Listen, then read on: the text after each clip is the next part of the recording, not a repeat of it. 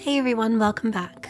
Today we're going to be cutting a D20 from this beautiful piece of Root Beer Onyx. This stone was a gift from a friend of the channel who I had the pleasure of meeting at our local rock show last month. He handpicked this piece himself while rock hounding in Utah and was gracious enough to gift it to me to make a D20 out of.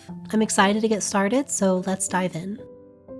First things first, we need to get the stone on the dop. We're using our trusty Loctite 5-minute epoxy resin as it sets up pretty quick and creates a super strong bond. While we get the stone dopped up, let's talk a little bit about Root Beer Onyx. Despite its name, it's not actually a true onyx, but rather it's a type of banded calcite. It's found primarily in my home state of Utah, particularly around the lake mountains near Utah Lake and Pelican Point. The distinct banding in this stone ranges from deep browns to rich creams, giving it that signature root beer look. It's highly appreciated for its aesthetic appeal and is often polished for use in jewelry and decorative items. So most of the recent stones we've cut have started off as spheres, which is nice because it saves us a pre-forming step. Because this is a raw cut of stone, we'll need to include that step here. We're going to start off with a 120 grit diamond topperlap to pre-form the stone into a cylinder before we make our first cuts. This helps establish a width so we can start calculating the final size of the D20. That way we can make sure we get the highest yield that we can. So let's get cutting.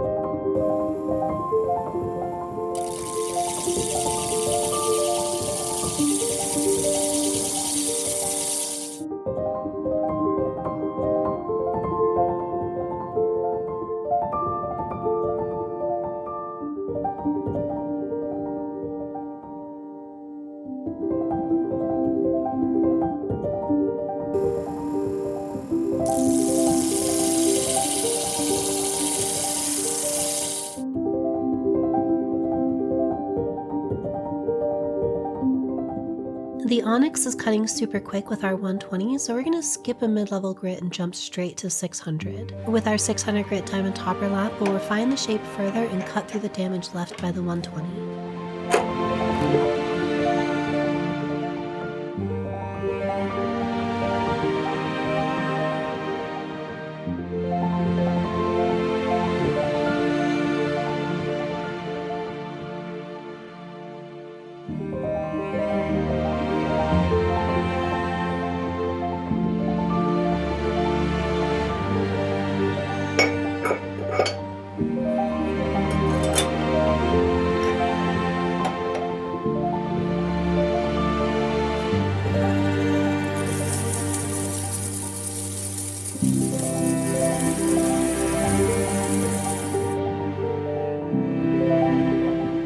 Now that the 600 grit is done, I noticed some natural voids in the stone. We're going to clean these out with a dental pick, a hobby knife, and a bristly brush with some isopropyl alcohol.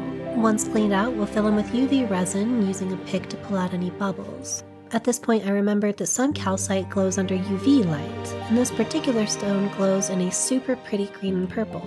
You can see it a little bit when I cure the resin, but be sure to stick around for the final shots to see just how cool it looks under full UV.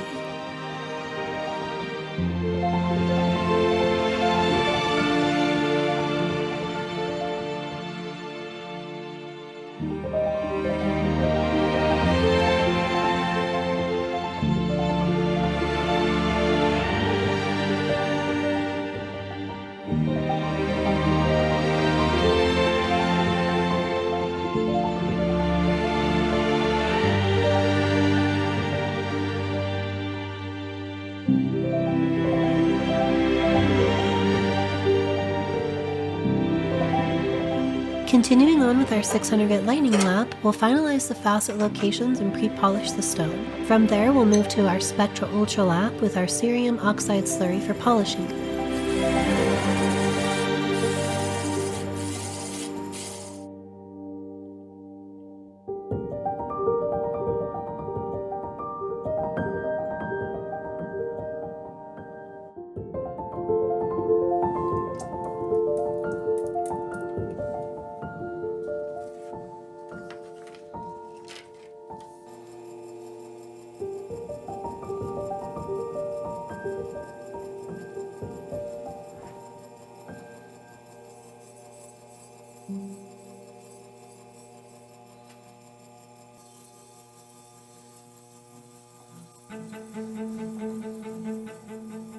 So here's where I usually say something like, and here's the final polish, and it's turning out great. But honestly, it sucks. You can see the facet that's sort of polished on the right versus the pre-polished facet on the left, and it's just not good enough.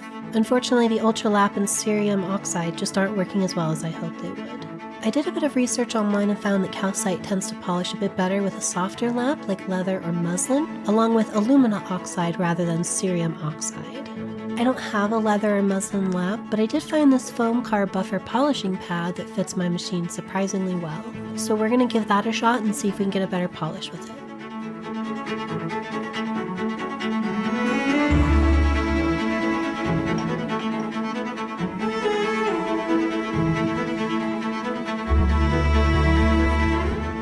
Even with the height maxed out on my faceting machine, it's still too low to polish the stone at the right angle. So we're going to have to pull the stone from the machine and hand hold it for this step.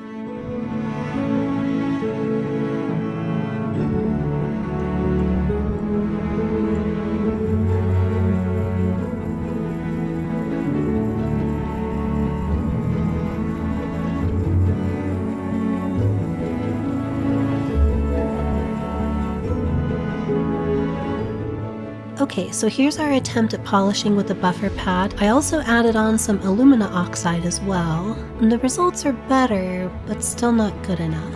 And there's some orange peeling texture to the surface, which I think might be due to our 600 grit lightning lap pre-polish. I think our best bet would be to backtrack a bit and try a different pre-polish. We're going to go back to a 3000 grit pre-polishing lap and see if we can get a better result.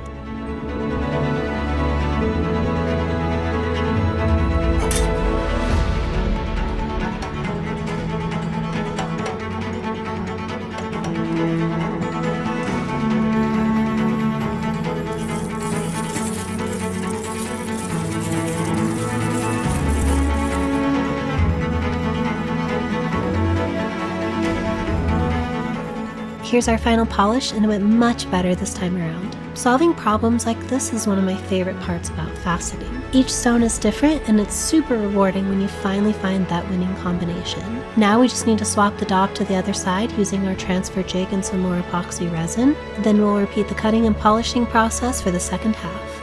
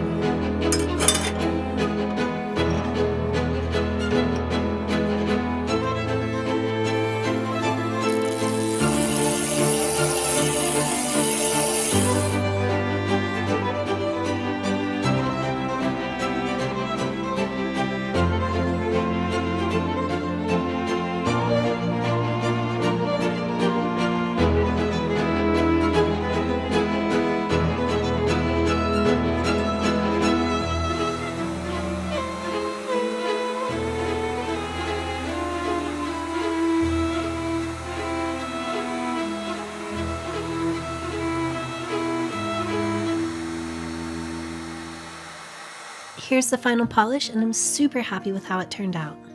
This one is definitely a challenge, but the hardest part is done, and I'm very pleased with the results so far. It's also really cool to see the natural voids in the stone, where you can actually see down into it. It's like it contains its own tiny cave system. Initially I thought these voids would be a problem, but they actually add so much character to the dye. I'm really happy with how they turned out. Having it glow under UV is such a cool bonus too. Our last steps are to cut out some numbering masks on our CNC machine, carefully sandblast the numbers in, paint them, and then we'll be all finished up.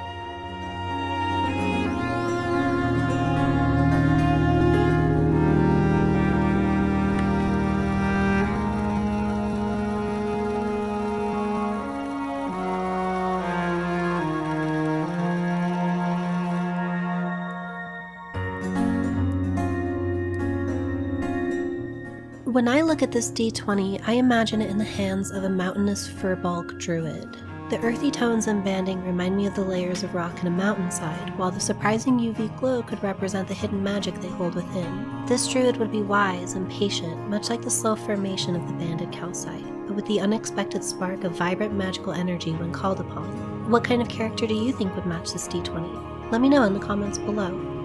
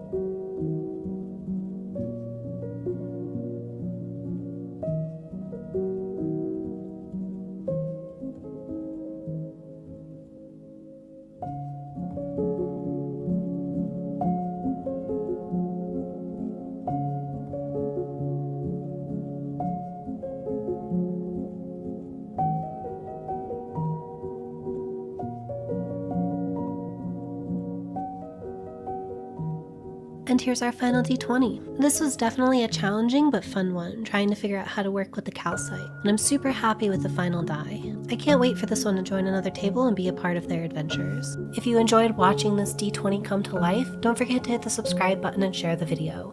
Your support means a lot and helps me to continue creating more content like this. Now on to the final shots.